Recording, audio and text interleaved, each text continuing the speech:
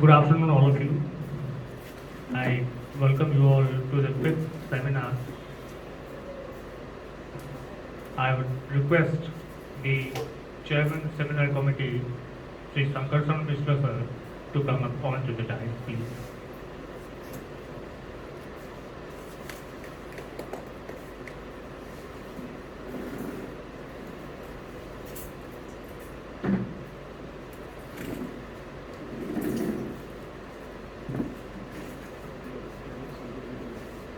Thank you, sir.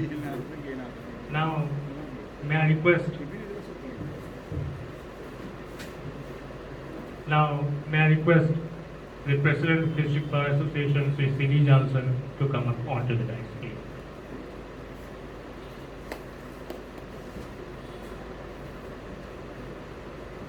Thank you, sir. Now, I would request Sri Mansi Sahu, the Speaker of the Day, to come up onto the dais. Thank you.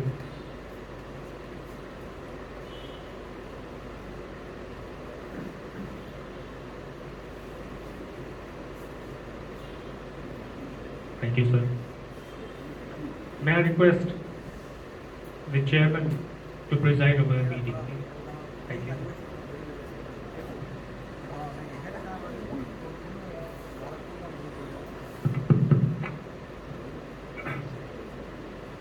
Respected President and respected members present.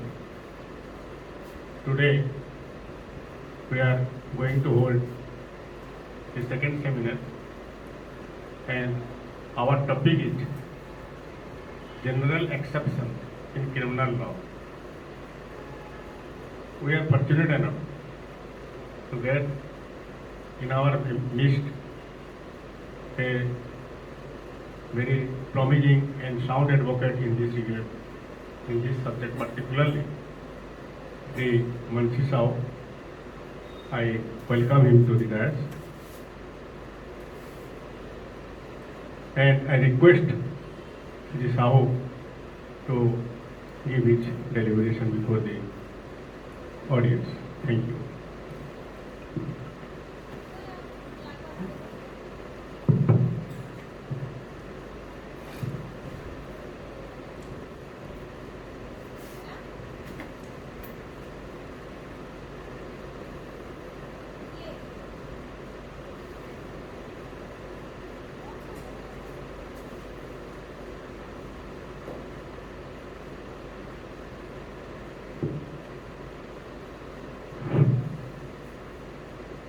Respected Chairman Seminar Committee, respected President District Bar Association Bargarh, respected seniors, dear colleagues and my junior friends, it is a great opportunity for me to give a talk on general exception in criminal law.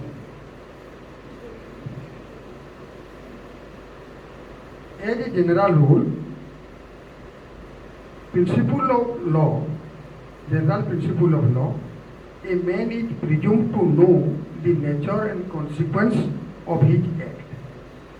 That means a man is responsible for his own act. And the criminal law does not exonerate any person from criminal liability.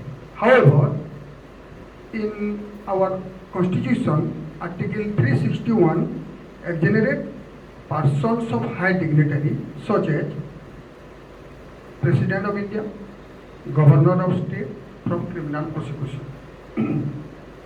The object of this article under the Constitution is that exercise of criminal jurisdiction would be incompatible with their prestige, position and high status.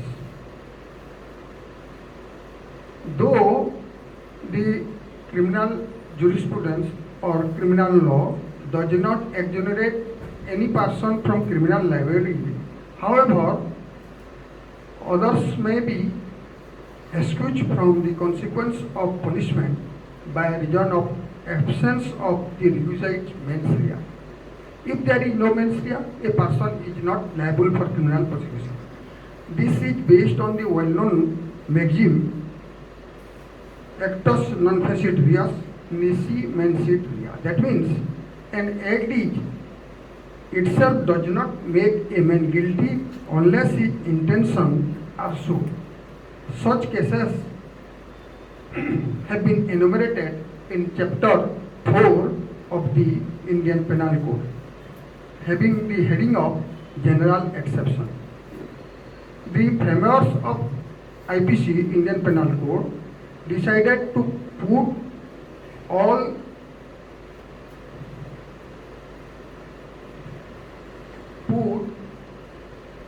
the cases of exception in one chapter, that is chapter 4, starting from section 76 to 106 IPC.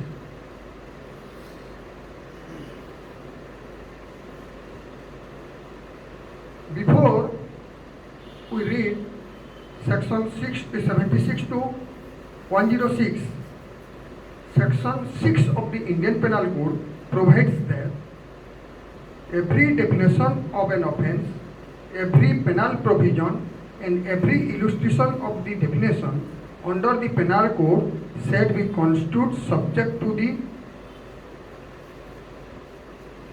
provision contained in chapter 4, that is the general exception.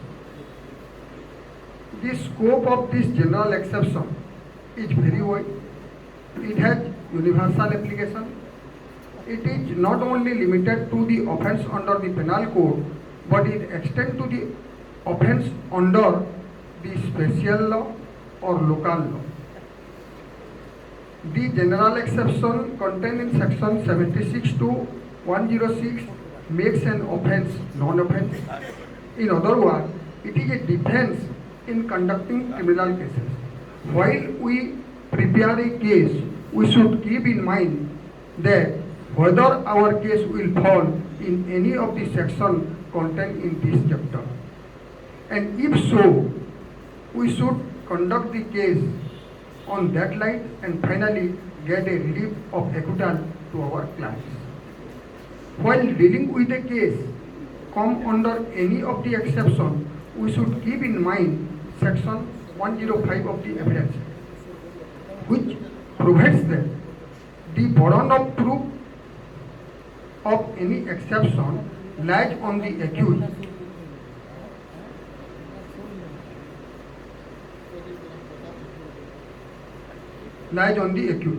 Section 105 of Evidence Act provides that the burden of proving the existence of circumstances bringing the case within any of the general exception in the Penal Code or within any special exception or provision contained in any other part of the same code or in any law defining the offence is upon the accused.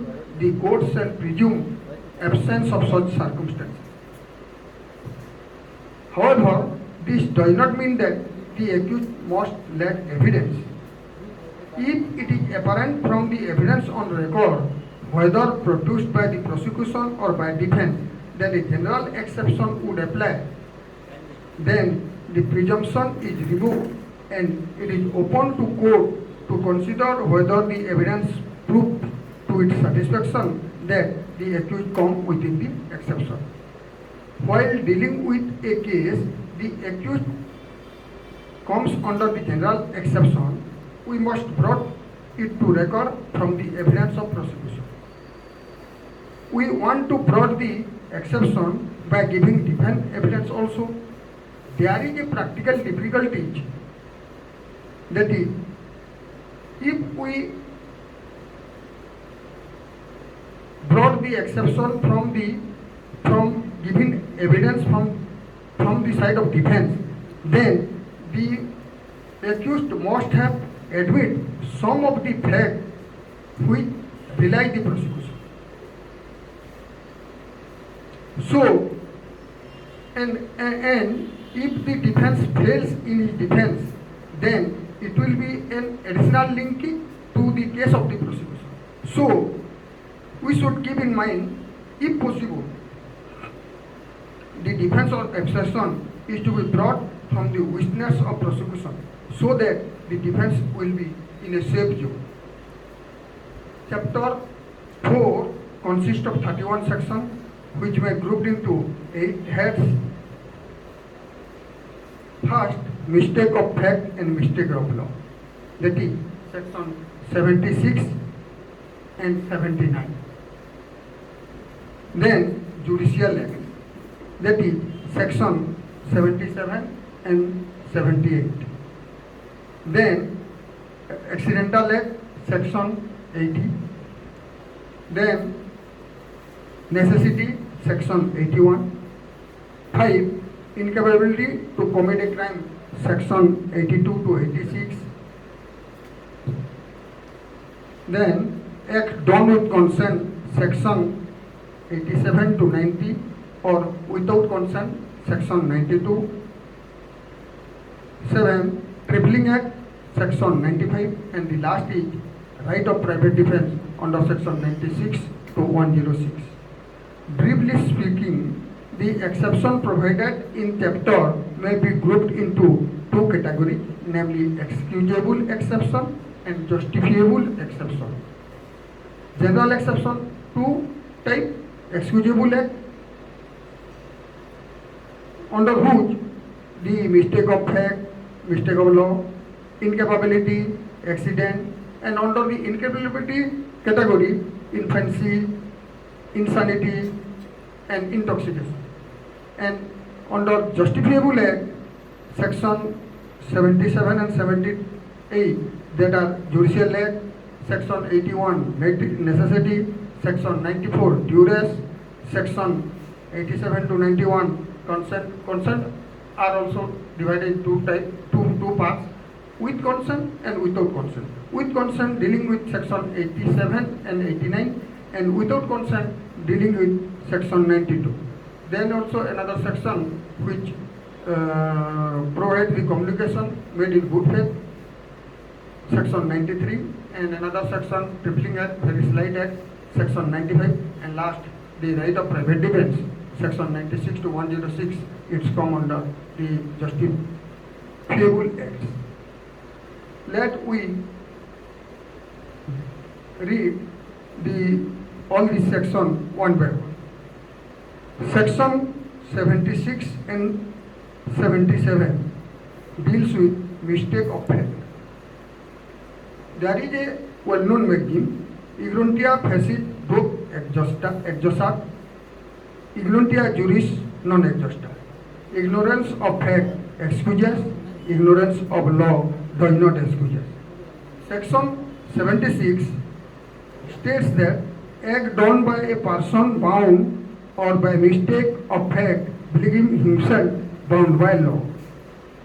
Nothing is an offense which is done by a person who is or who by reason of mistake of fact and not by reason of mistake of law in good faith believes himself to be bound by law to do it. So the example is that a soldier fires on a mob by the order of his superior officer in conformity with the commands of the law. A has committed no offense. The ingredients of section 76 are: when a person is bound by law to do something or does it; when a person, another ingredient is that when a person believes in good faith owing to mistake of fact and not by mistake of law that he is bound to do something or does it. If these two ingredients are satisfied, then a person is exonerated from criminal liability. Another section deals with mistake of fact, section 79. Section 79 deals with act done by a person justified or by mistake of fact believing himself justified by law.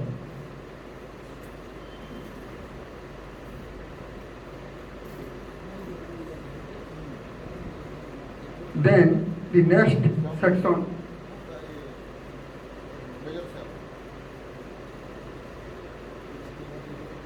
comes incapability of mind. If a person accused of an offense is incapable of judging his act, he is exonerated from criminal liability. incapability are three types, which is dealt on the IPC. First is infancy under section 82 and 83, and the second is insanity, section 84. Infancy under section 82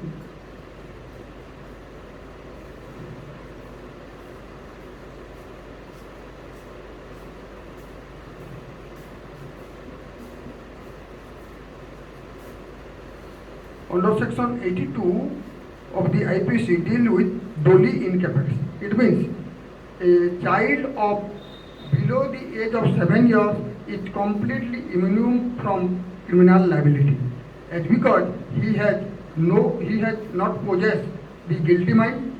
For that reason, the child under section 7 years of age is exonerated from criminal liability.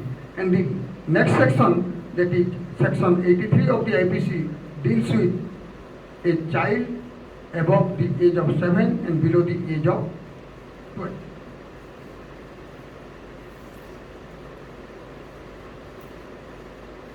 If the age of the child is above 7 years and below 12 years, he has not attained sufficient maturity of understanding to judge the nature and consequence of his conduct on that occasion, he also exempted under the criminal responsibility. Then the second category of mental capacity, incapability, is insanity. Insanity, based on the maxim non compos mentis, which means not of sound mind.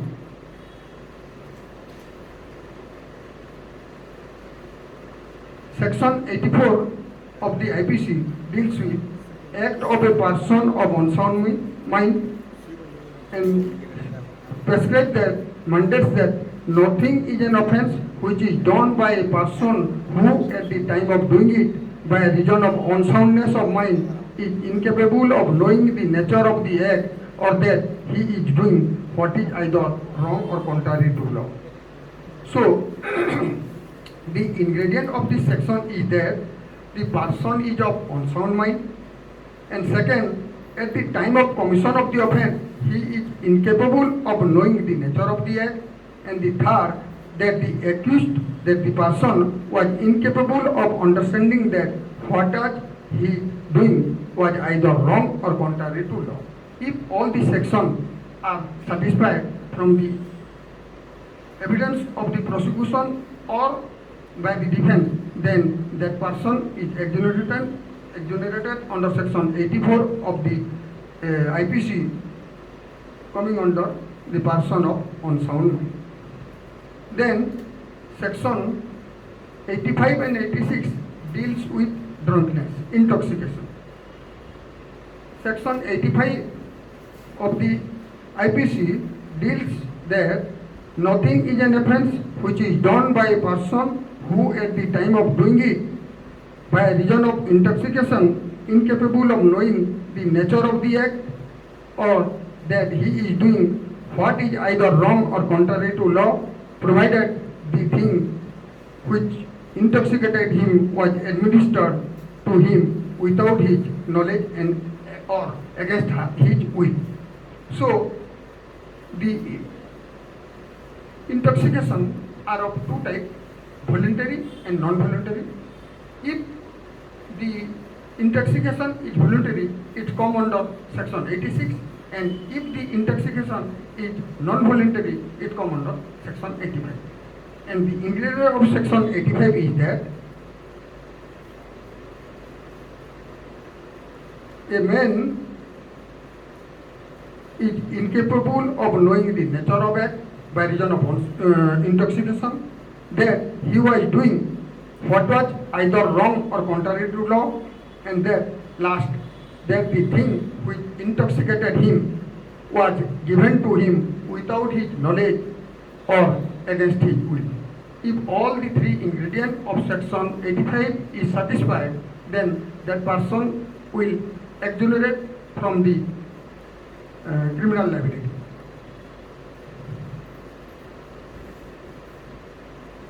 Then all the discussion are excusable act. Then we go to justifiable act.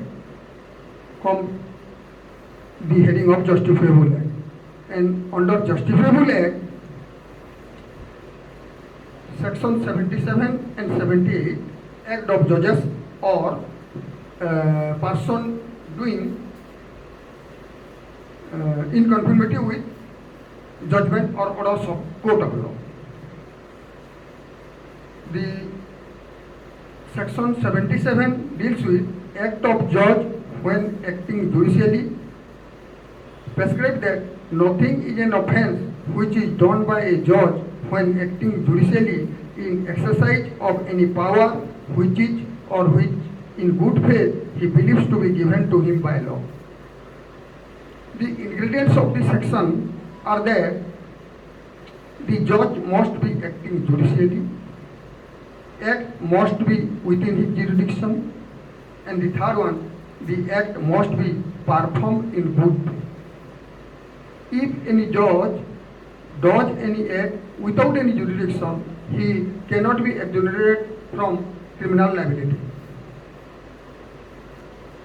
Then the next section, section 78, act done in pursuant of the judgment or order of the court. The person who are acting under the judgment or order of the court are also exonerated from the criminal prosecution.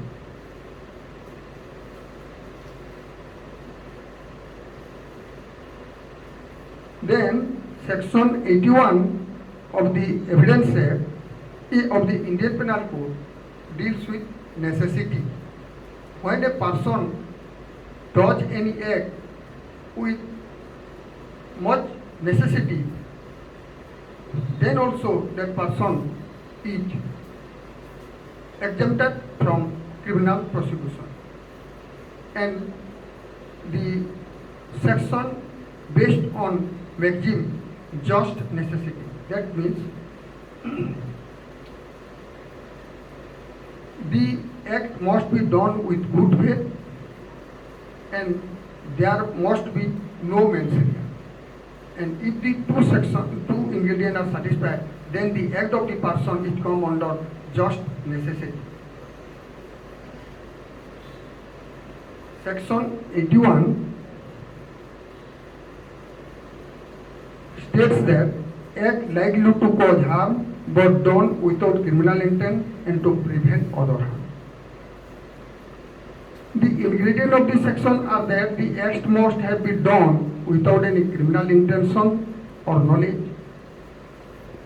The act must be done in good faith for the purpose of preventing or averting other harm to person or property. The harm must have done in order to prevent greater harm. Example, an illustration is also appended to this section. The captain of a steam vessel suddenly and without any fault or negligence on his part finds himself in such a position that before he can stop his vessel, he must invariably run down a boat B with 20 or 30 passengers on board unless he changes the course of his vessel, and that by changing his course he must incur risks of running down a boat C with only 2 passengers on the boat, which he may possibly clear. Here, if A altered his course without any intention to run down the boat C and in good faith for the purpose of avoiding the danger to the passenger in the boat B, he is not guilty of an offence, though he may run down the boat C by doing an act which he knew was likely to cause that effect, if it is found as a matter of fact that the danger which he intended to avoid such as to excuse him in incurring the risks of running down the boat C. Here, the captain run down boat C having 2 passengers and save boat B having 20 to 30 passengers. So the captain is exempted under criminal liability. Then the next category comes under section 94, that is duration.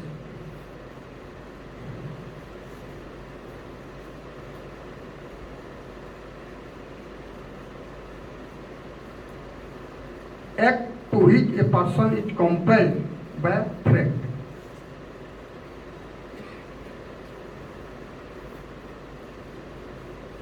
This section based on maxim actus ne inveto factus sest nisi actus means when a person does an act under compulsion or under duress, he is exempted from criminal liability. And the meaning of this maxim is that an act which is done by me against my will is not my act, and hence I am not responsible for it. But the defense has subject to two exceptions, that is, if under duration I have committed murder or offense under offense of waging war against the government of India, punishable with death, then that person is not exempted from criminal prosecution. The ingredient of this section is that the apprehension of threat must be a reasonable and not voluntarily sought. The threat must be of instant death at the time of doing the act, and accused was left with no option but to act against threat. Then the threat must be confined to the person himself, and the person does the act in presence of the threatener. And if all the ingredients are satisfied, then the act done by the person under duress, it comes under the exemption of IPC, and he is excused from his criminal liability. Then other sections are come. Section 90, which deals with consent. As you also know, under the Contract Act, this consent based on maxim consensus et idem, which means two parties agreeing the same thing in the same sense. And the IPC also defines consent. In Contract Act also, a consent is not a consent, which is the important ingredient of a contract, if it is given under coercion, undue influence, fraud, misrepresentation, or of mistake. In IPC also the consent is defined that a consent is not a consent if it is given under the fear or misconception, if the consent is given by unsoundness of mind or under the state of intoxication, or if it is given by a person under 12 years of age. Consent is also an important factor to decide criminal liability.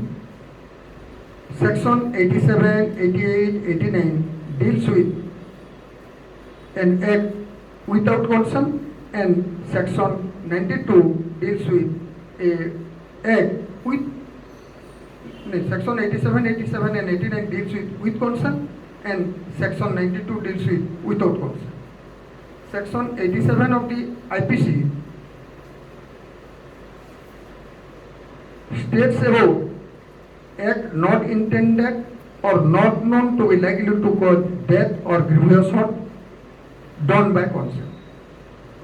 Section 88, act not intended to cause death done by consent in good faith for personal benefit.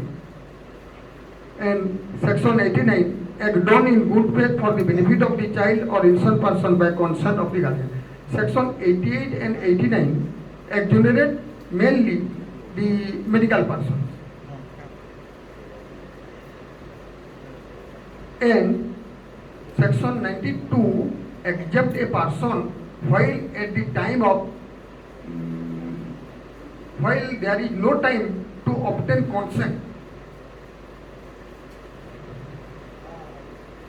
Section 92 deals with act done in good faith for benefit of the person without consent, and the illustration is that there is thrown from his horse and is insensible. A surgeon finds that Jet requires to be trepaned. A, not intending Jet's death, but in good faith for Jet's benefit, performed a trepan before Jet recovered his power of judging for himself. A has committed no offense. Then the under heading communication. Section 93, communication made in good faith. Section 93 of IPC mandates that no communication made in good faith is an offense by reason of any harm to person to whom it is made, if it is made for the benefit of that person. If this also save the medical person, the illustration appended in the IPC is that a surgeon in good faith communicates to a patient his opinion that he cannot live. The patient died in consequence of the shock. A has committed no offense, though he knew it to be likely that the communication might cause the patient death. Then, section 95 of the Indian Penal Code exempt crippling acts. Act causing slight harm.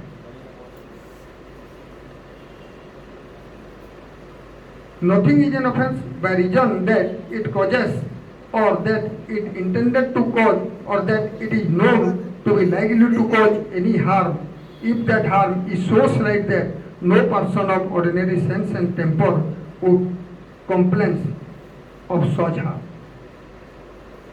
If I drop my pen in the ink bottle of another, it comes under the definition of theft. But the act of dripping the pen of the pen is so slight that no person of ordinary prudence can react for it. And for that reason, this type of slight harm, though it comes under any of the definition under the IPC for punishment, that person is exonerated or exempted from criminal prosecution. Then section 96 to 106 deals with right of private defense. Right of private defense is a legal weapon by which a person can exonerate from criminal liability, and the right of private defense based on two cardinal principles that everyone has right to defend his own body and property, so also another body and property, and the right cannot be applied as a pretense for justifying aggression, for causing harm to another person, nor for causing more harm than is necessary to inflict for the purpose of defense. And section 90C states that nothing is an offense which is done in exercise of right of private defense. Though section 96 states that nothing is an offense which is done in exercising right of private defense, there is also exception that there is no right of private defense under section 99 of the Indian Penal Code. Section 99 of the Indian Penal Code deals with the exception of right of private defense.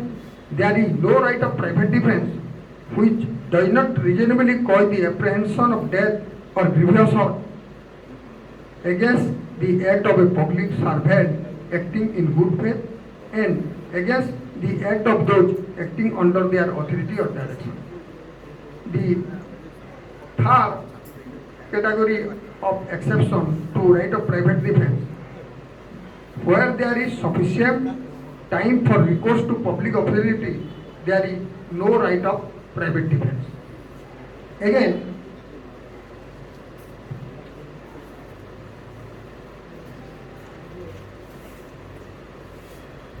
the quantum of harm used in right of private defense shall not in no case be excess of harm that may be necessity for the purpose of defense. Section 100 of the IPC gives a person to causing death of another person while exercising the right of private defense. And section 100 of the IPC deals with when right of private defense of body extend to causing death. Subject to section 99, the right of private defense extend to causing death for an assault causing apprehension of death, causing apprehension of grievous hurt, with the intention of such an assault with the intention of committing rape, such an assault with the intention of gratifying unnatural lust, such an assault with the intention of kidnapping or abducting, and such an assault of throwing or administering acid causing reasonable apprehension that it will result in grievous hurt. If all the ingredients of section 100 of the IPC is satisfied, then a person can also causing death of a person under right of private defense. And the commencement and continuance of the right of private defense defined in section 102 of the IPC. The right of private defense of body commences as soon as a reasonable apprehension of danger to the body arises from an attempt or threat to commit the offence, though the offence may not have been committed, and it continues as long as such apprehension of danger to body continues. The right of private defense are of two types: right of private defense of body and right of private defense to prevent property. Section 100 and 102 deals with right of private defense of body. Section 103 of the IPC deals with right of private defense of property, and it extends to causing death in case of committing or attempting to commit of the offense defined in under section 103 of the IPC, that are robbery, housebreaking, mischief by fire on any building, tent or vessel used as human dwelling or as a place for the custody of property. And the last one, theft, mischief, house trespass under such circumstances reasonably cause apprehension that death or grievous hurt will be the consequence. If the offense are of robbery, housebreaking, mischief by fire, then a person can cause the death of another by exercising right of private defense to property.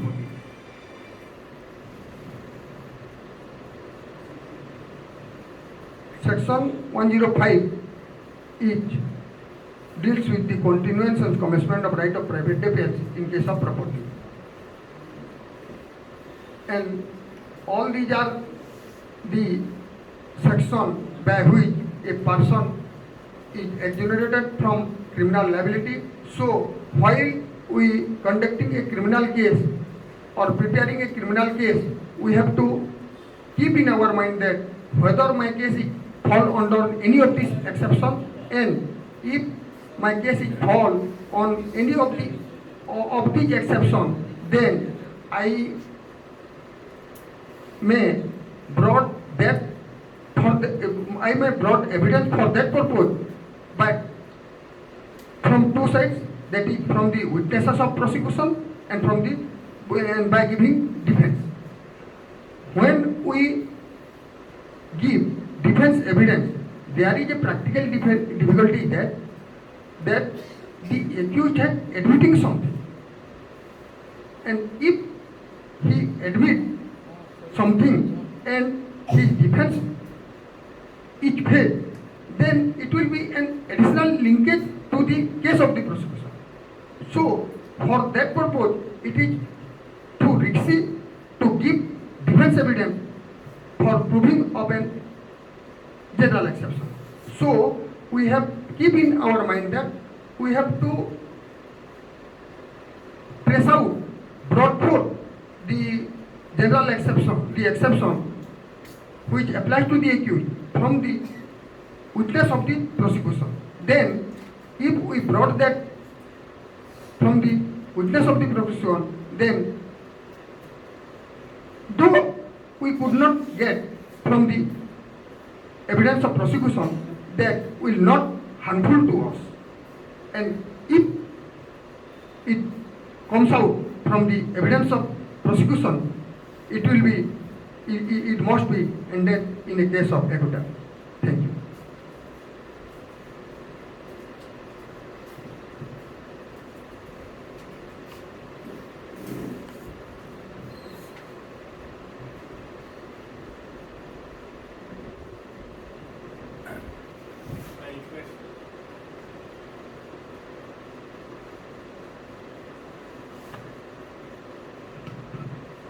To ask any question, if any, from the audience.